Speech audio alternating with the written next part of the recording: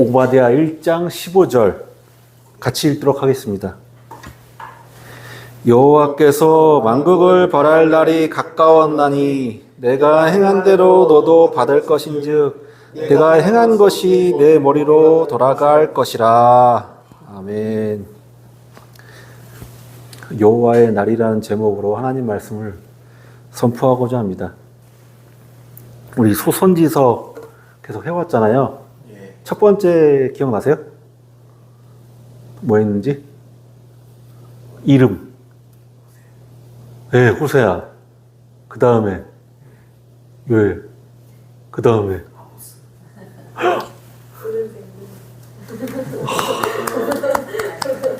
드릴 걸 없고 쌍따옴 드리겠습니다. 아, 역시 아무나 이 선교사 하는 게 아닙니다. 예, 대단하십니다, 진짜. 아, 오늘 그 네 번째인데요. 그 오바댜라고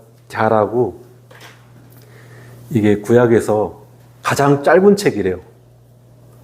1장 21절까지 있어요. 한 장이에요, 한 장. 혹시 신약에서 가장 짧은 책 뭔지 아세요? 제가 궁금해가지고. 요한삼서, 유다서. 아, 요한삼서? 비슷했어요. 재미나이로 돌려보니까 재미나이가 좀 편하더라고요. 그냥 바로 그냥 구글하고 연동돼가지고. 요한 2서. 아, 근데 요한 3서랑 거의 비슷한데 쌍벽을 이루는데 요한 2서가 총 13절이에요. 13절. 그러니까 전체 성경을 따져도 가장 짧은 책이래요. 그냥 궁금해서 한번 찾아봤습니다. 예. 그 히브리어로 종이라는 뜻에 섬긴다라는 뜻의 그 에베드랑 그 야훼를 줄여서 쓰는 단어인 야 합쳐져 가지고 그 결합된 거죠. 히브리어로 야훼의 종 아니면 야훼를 섬기는 자라는 뜻의 이름이 오바댜예요. 보통 이런 이름을 지은 부모님은 기본적으로 신앙이 있으신 분이겠죠. 네. 신앙이 있으신 분으로 추정하더라고요. 그 외의 정보는 알 수가 없다고 그러더라고요.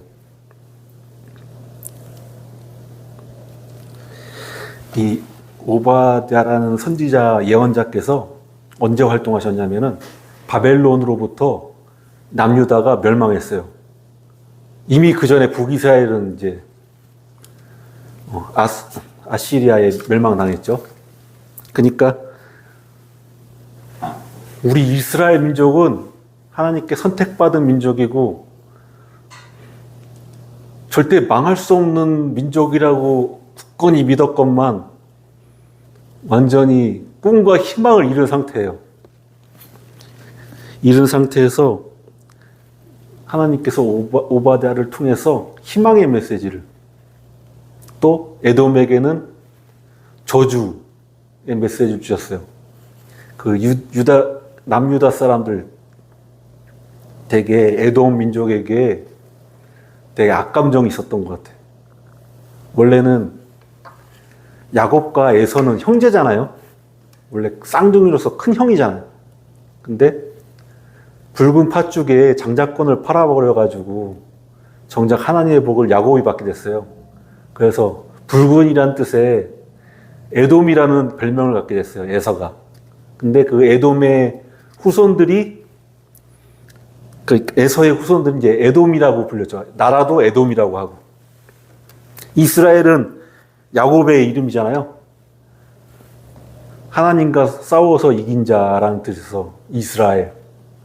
실상은 하나님께 얻어맞고 고관절 부러져가지고 저른발이 됐는데 하나님을 이겼대.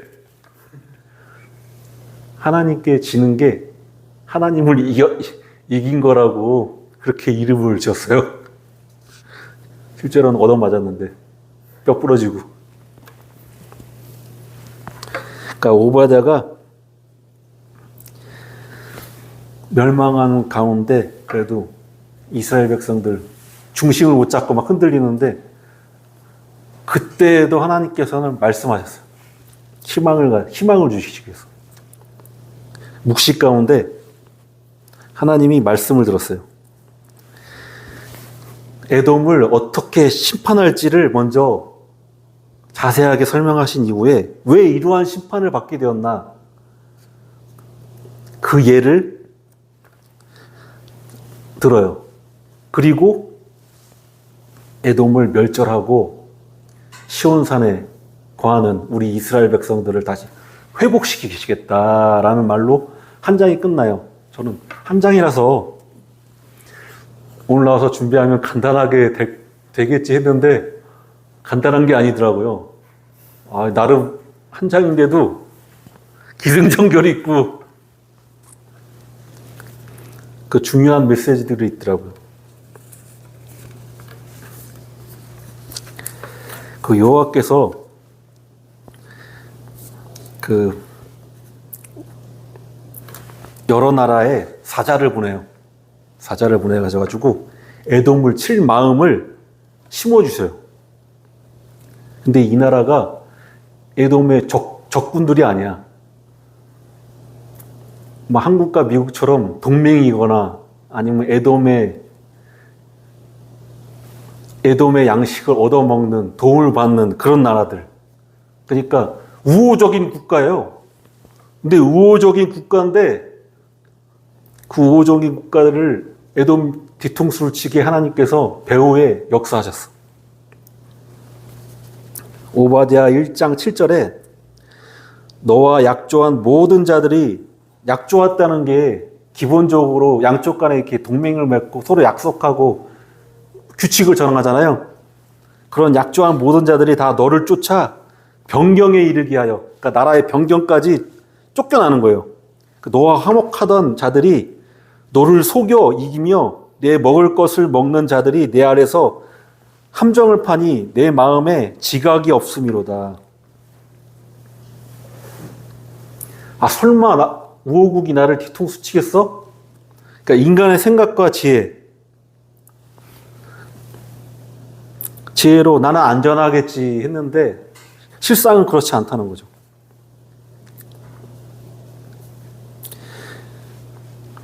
자신의 지혜와 능력, 그리고 병과 마병, 재물, 외세의 힘, 외국 강대국을 의지하는 마음, 동맹을 의지하는 마음, 그런 왕들과 인간들은 성경에서 보면은 수치와 부끄러움을 당한 사례가 수두룩해요.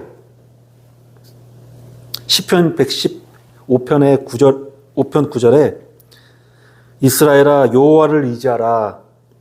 그는 너희 도움이시요 너희 방패시로다.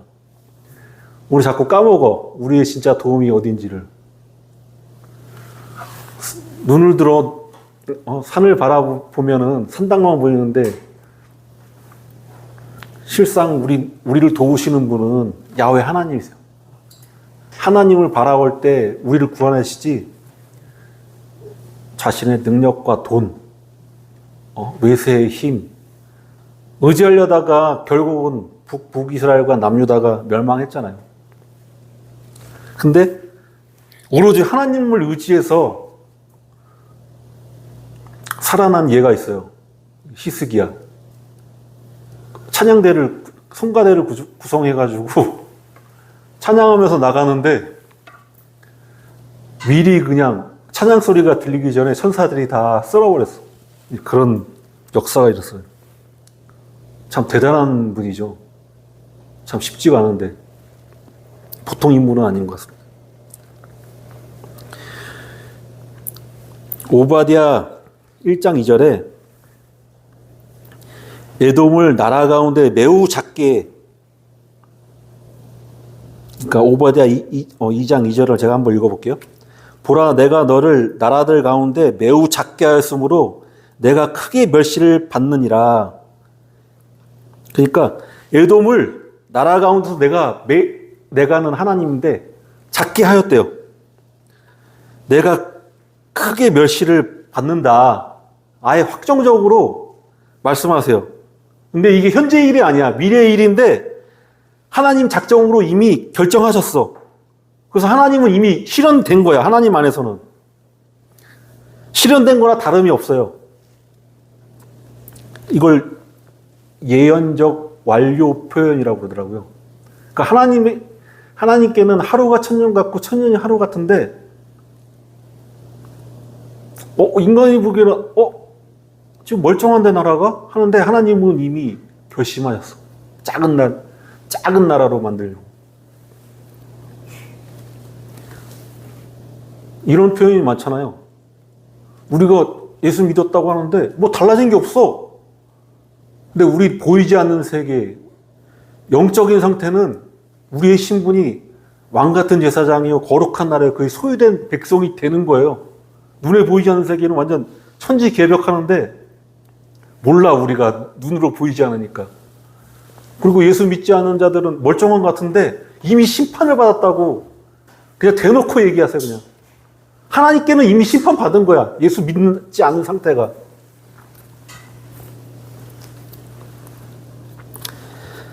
그래서 3절에 에돔이 너무 교만했어요.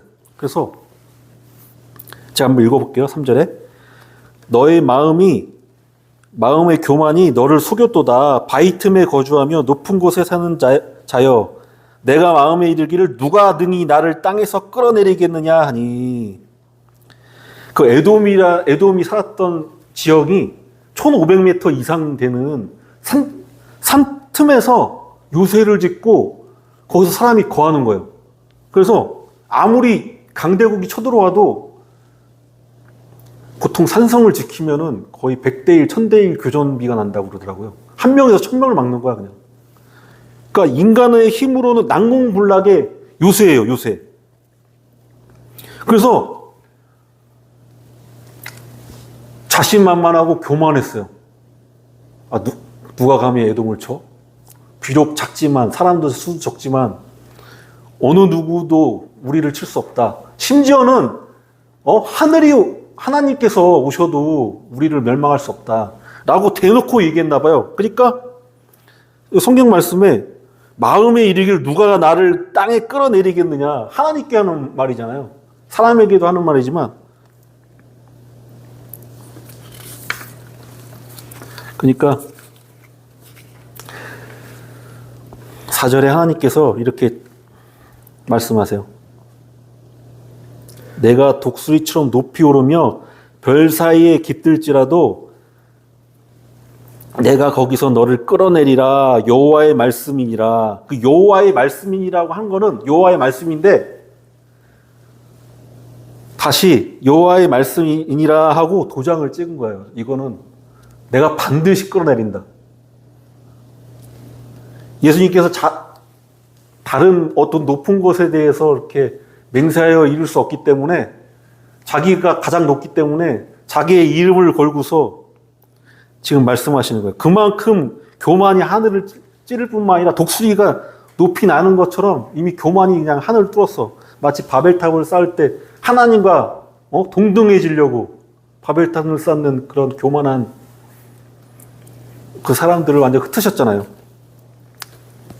에돔 민족이 높은 곳에서 거주했기 때문에 아마 독수리라는 표현을 썼지 않았을까 생각하는데, 그런 교만한 태도로 하나님처럼 높아지고자 한다는 것을 하나님께서 아시고서는 완전히 그 바벨탑을 흩으신 것처럼 에돔을 완전히 멸절하시겠다. 그 뒤에 나오는데, 에돔에 대해서 안 좋은 감정이 생기셨어요. 공의의 하나님께서.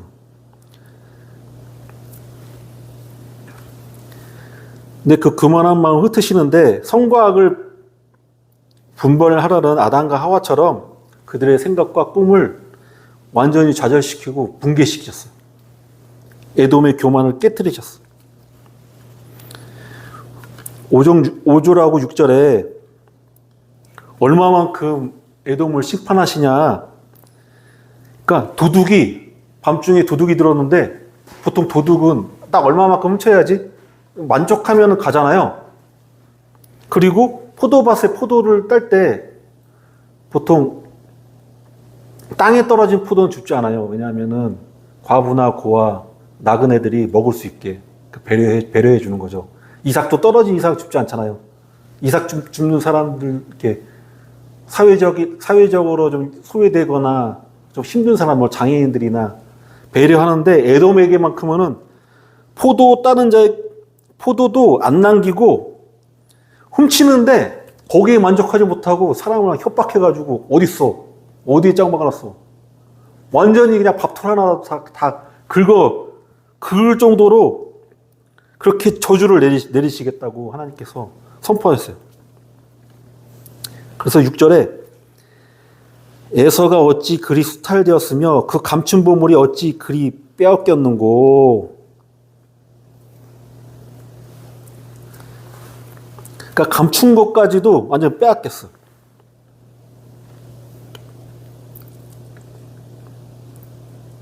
그리고 8절에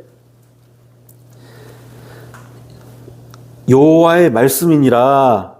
그날에 내가 에돔에서 지혜 있는 자를 멸하며 에서의 산에서 지각 있는 자를 멸하지 아니하겠느냐.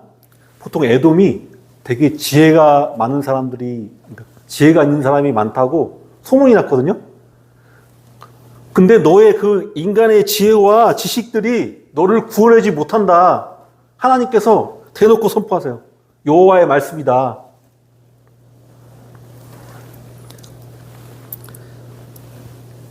인간의 지혜와 노력, 그리고 너희를 구원할 수가 없다. 그 후에 이제 시온산이 나오는데, 예수만이 구원의 길이다. 예수님만이 하나님의 능력, 지혜가 되신다. 그렇게 강조하는 거죠. 그러니까 결론적으로 에돔 너희들은 멸절될 거야. 아까 경계선까지 밀려난다고 했잖아요. 심지어 밀려나가지고 이제 다른 나라에 흡수돼서 지금 에돔이 눈 뜨고 찾을 수 없어. 진짜 사라졌어. 나라가 사라졌어.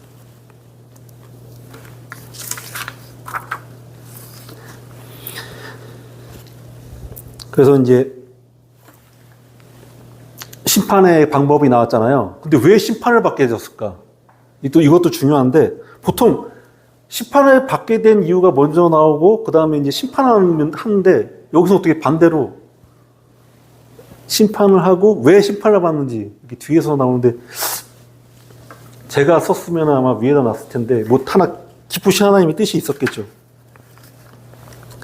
에돔이 바벨론이 남유다를 쳐들어왔잖아요. 그때 여러 나라랑 동맹을 맺어가지고 남유다를 같이 쳤어요. 4번 친 거였거든요. 4번째에 깨졌어요. 남유다가. 근데 에돔이 엄밀히 말하면 가까운 친척이잖아요. 친척 나라잖아요. 형제 나라.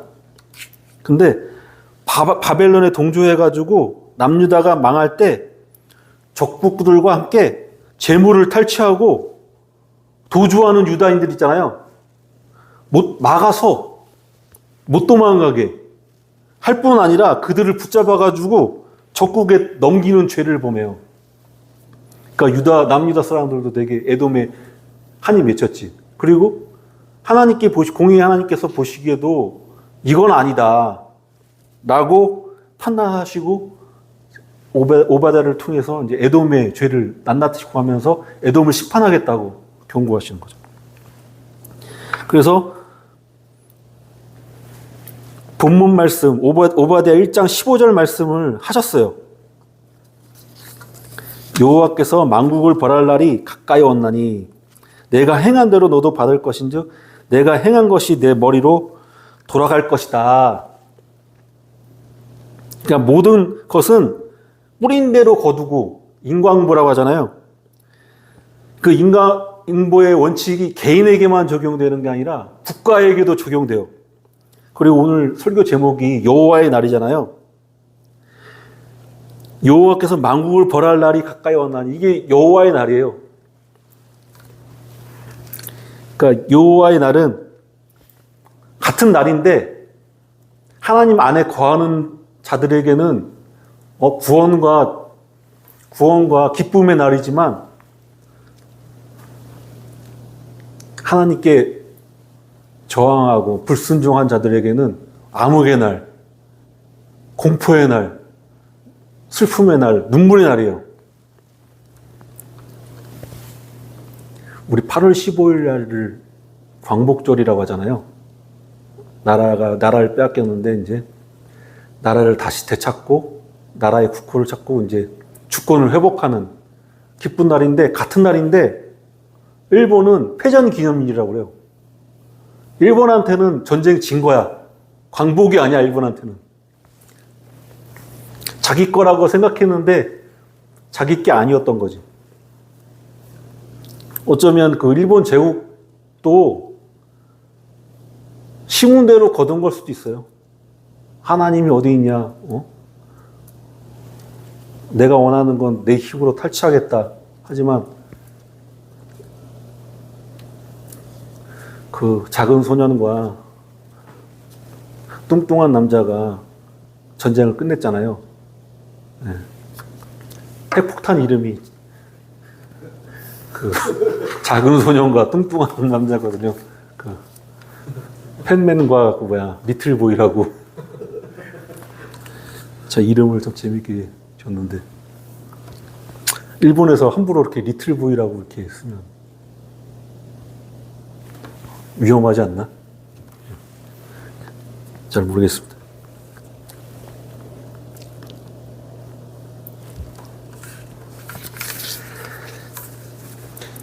어, 17절에 이제 은혜의 메시지, 희망의 메시지가 이제 나오는데, 오직 시온산에 피할 자가 있으리니 그 산은 거룩할 것이요 야곱 족속은 자기 기업을 누릴 것이며. 여기서 시온산은 예루살렘 성전에 있는 것을, 예루살렘 성전에 하나님이 임하시잖아요. 그러니까 우리가 예배 드리는 곳, 하나님이 거하시는 곳을 이제 뭉뚱그려서 시온산이라고 이렇게 불렀는데, 여기서 야곱 족속은 자기 기업을 누릴 것이며, 야곱 족속은 남유다를 뜻하고요. 18절에 이제 읽어보면 야곱 족속은 불이 될 것이며 요셉 족속은 불꽃이 될 것이요 에서 족속은 지푸라기가 될 것이라. 그들이 그들 위에 붙어서 그들을 불살릴 것인즉 에서 족속에 남은 자가 없으리니 여호와의 말씀이라. 여기서 야곱 족속은 불이 되고 요셉 족속은 에브라임이라고 해가지고 북이스라엘의 주도적인 지파예요. 그러니까 남유다와 북이스라엘가 합쳐서 이스라엘은 불이 된대요.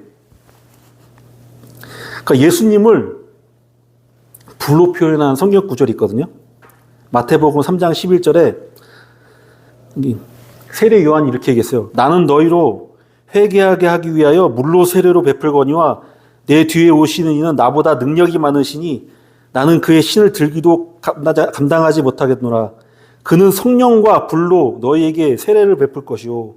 누가복음 12장 49절에 내가 불을 땅에 던지러 왔노니 이 불이 이미 붙었으면 내가 무엇을 원하리요.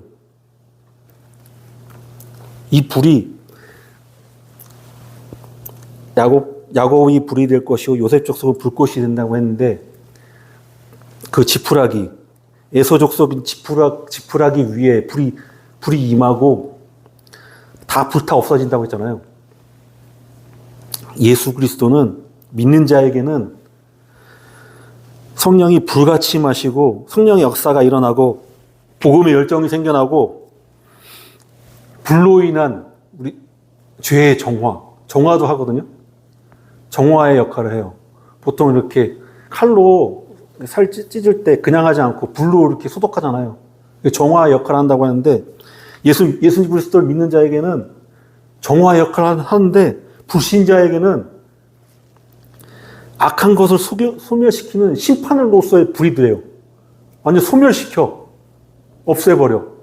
같은 불인데도 역할이 달라요. 여호와의 날에 예수 그리스도는 믿는 자에게는 정화의 불이 되고, 열정의 불이 되고, 성령의 임하심에 불이 되지만 믿지 않는 자들에게는 그냥 우리를 멸망시키는 불이 되는 거죠. 그리고 19절에서 21절 제가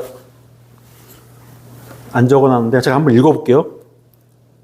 그들이 네겝과 에서의 산과 평지와 블레셋을 얻을 것이요 또 그들이 에브라임의 들과 사마리아의 들을 얻을 것이며 베냐민은 길르앗을 얻을 것이며 사로잡혔던 이스라엘의 많은 자손은 가나안 사람에게 속한 이 땅을 사르밧까지 얻을 것이며 예루살렘에서 사로잡혔던 자들 곧 스바랏에 있는 자들은 네겝의 성읍을 얻을 것이니라. 구원을 받은 자들이 시온산에 올라와서 에서의 산을 심판하라니 나라가 여호와께 속하리라. 이걸 간단하게 말씀드리자면 모세가 이스라엘 백성들을 다 이끌고 갔잖아요. 분명히 약속받고 왔어요. 가나안 땅을 하나님께서 이스라엘 백성이 주신다고 약속했어요. 그리고 모세가 이제 살아생전에 이제 북쪽 땅을 나눴고 이제 서쪽 땅을 이제 가서 정복해 들어서 나눠야 되잖아요. 그래서 모세가 죽은 이후에 이제 여호수아가 땅을 지파마다 다 나누고 제비 돌려서 숫자에 이렇게 공평하게 서로 이렇게 분리하지 않게 너희들은 이 땅을 쳐들어가고 또 이 땅을 쳐들어가고 같이 힘을 합쳐서 쳐들어가고 그래서 가나안 땅을 들어갔어요. 근데 하나님께서 주시기로 한 가나안 땅을 모두 차지했을까요? 성경에서 보면은 약속의 말씀은 이루어졌다고 했는데 또 인간이 연약하고 부족한지라 이방 민족들과 같이 이렇게 합쳐서 살기도 하고 아니면 하나님께서 주신 땅인데 믿음으로 들어가서 쟁취해야 되는데 쟁취하지 못하고 그러니까 하나님께서 원하시는 가나안 땅이 이건데 다 차지하지 못했어요. 다 차지하지 못했는데 시온산, 도피성, 예수 그리스도를 영접하면 아까 제가 읽어드렸던 그 진영 얘기했잖아요. 그 가나안 땅의 모든 하나님께서 약속하신 모든 땅을 이스라엘 백성에게 주겠다 약속하셨어요. 근데 이게 인간의 힘과 노력으로 된 게 아니야. 은혜로 된 거죠. 마치 이전에 그 가나안 땅을 차지하려 할 때는 예수 그리스도의 그림자였는데 예수님께서 확실하게 드러나고 나서 하나님의 은혜와 축복이 명확하게 보이게 됐어요.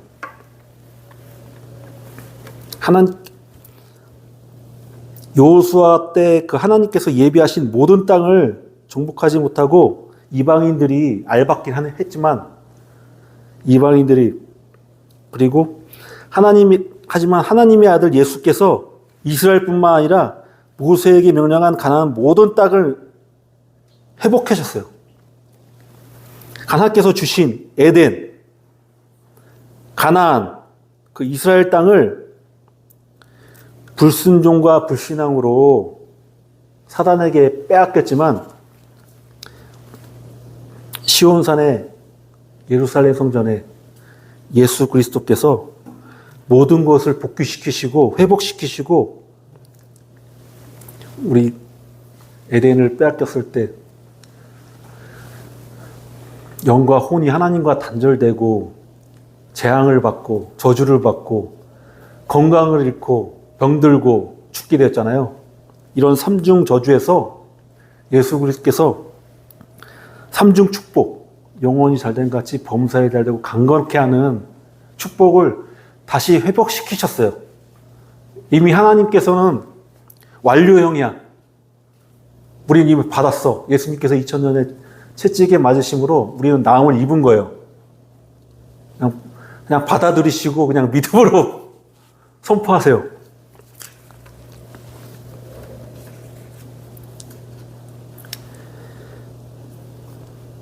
시온산 그리고 피하는 여기 보면은 17절에 오직 시온산에서 피할 자가 있으리니 피한다는 게 우린 죽어 마땅한 사람인데 도피성 가면 우리가 살잖아요.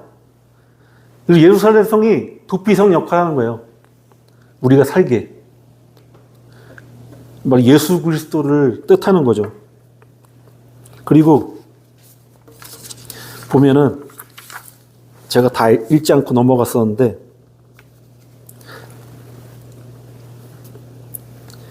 여기 보면은 13절에 제가 적진 않았는데 내 백성이 환난당하는 날, 이스라엘 백성이 환난당하는 날 내가 그 성문에 들어가지 않을 것이며 환난당하는 내가 고난을 방관하지 않을 것이며 환난당하는 날 내가 그 재물에 손을 대지 않을 것이며. 그러니까 근데 에서는 방관했어요. 방관. 이스라엘의 고통, 자기 형제의 고통을 방관했어요. 근데 이 성경 구조를 읽으니까 저는 나만 예수님 잘 믿고 천국 가면 된 거 아닌가? 라고 생각했었는데 내가 예수님을 전하지 않으면은 나도 에돔 족속처럼 방관한 게 아닌가? 약간 그런 생각을 하게 되더라고요.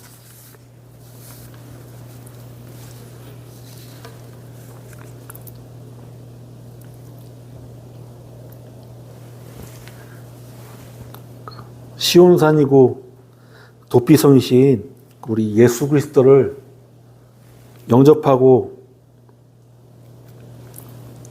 마음에 모셔드리고 그 모셔드릴 때 우리는 에덴을 잃었지만 예수님께서 생명나무가 되시고 또 예수님께서 생수의 근원이 되셔서 이 안이 새 에덴이에요. 새 에덴.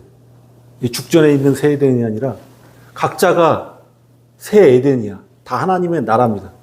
하나님이 계신 곳이 에덴이었잖아요. 하나님과 소통하잖아요. 하나님이 주인이 된 곳이 에덴이었는데 죄로 말미암아 하나님과 단절됐지만 예수 그리스도를 통해서 우리가 새 에덴, 새로운 천국이 된 거예요. 천국이 여기 있다 저기 있다 하지 않고 내 안에 있다고 했잖아요. 우리가 각자가 다 천국이에요. 하나님이 거하신 천국. 예수님을 영접하여서 영혼이 잘된 같이 범사에 잘되고 강건하며 생명을 넘치게 얻는 믿음의 형제자매, 그 한빛교회 형제자매가 되시기를 나사의 예수 그리스도의 이름으로 축복합니다. 아멘. 축복합니다. 아멘. 축복합니다.